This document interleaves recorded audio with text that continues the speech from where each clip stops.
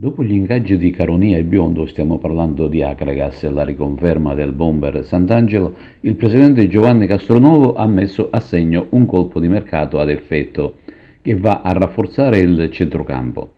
Si tratta del forte centrocampista centrale Salvatore Treppiedi, originario di Canicattì, classe 94, la scorsa stagione in forza al Mussomele in eccellenza, ed era corteggiato da diverse squadre di eccellenza e qualcuna anche di D.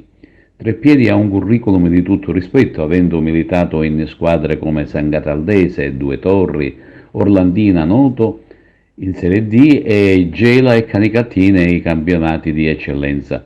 La scorsa stagione era stato contattato dall'Olympic Akragas tramite il tecnico Giovanni Fassone, ma non ne volle sapere di scendere di categoria.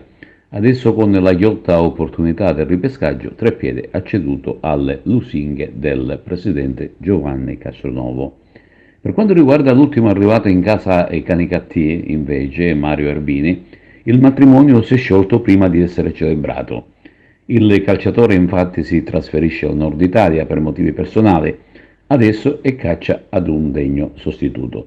Intanto la società ha fatto sapere che lunedì prossimo 22 luglio si svolgerà allo stadio Saracene di Ravanusa uno stage per giovani nati negli anni 2000, 2001, 2002 da aggregare alla prima squadra.